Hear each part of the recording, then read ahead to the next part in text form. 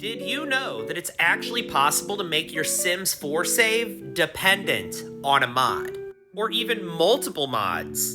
And after this last update for The Sims 4, I've seen a lot of comments from people who I think this is happening to them, but they don't realize this is happening. Let me explain. Usually after any big update, we hear from players, oftentimes players who use mods, that their game is broken.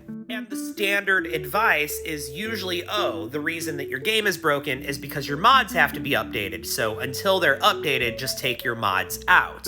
But this is not always the best advice. Because, like I said at the beginning of this video, it's possible for your save file to be dependent on mods.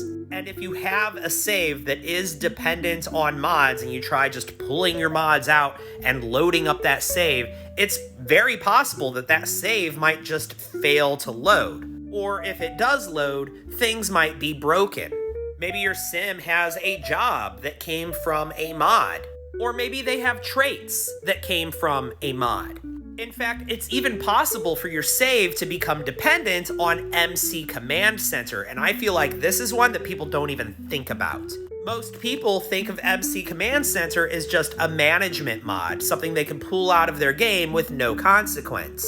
And for a lot of people, that is true, but for some, it's not. Really, it depends on how you use it, because MC Command Center has settings for everything in the game, basically. And you can tweak the way that the game behaves under the hood with MC Command Center. You can change spawn rates of NPCs. You can manage outfits and careers and relationships for the entire game.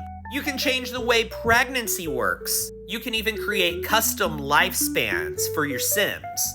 And the more things you change with MC Command Center, the more you make your save dependent on MC Command Center.